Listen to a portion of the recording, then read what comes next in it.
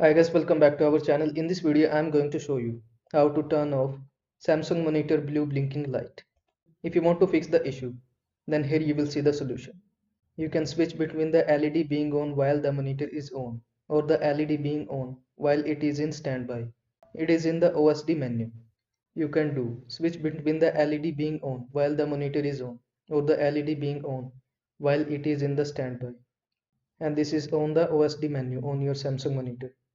Under System in OSD, scroll down past Display port and Power LED option is there. Here you will see the OSD option in your Samsung monitor is look like this. You will need to go to the System option in your OSD menu. When you go to System, then you will see the lighting option. When you go to Lighting, then scroll down and in the down you will see the option of Display ports. So simply choose the another option when you select the display port. That's it. This will fix your issue. I hope this video was helpful to you. Make sure to like this video and subscribe to my channel for more this type of content. Thanks for watching.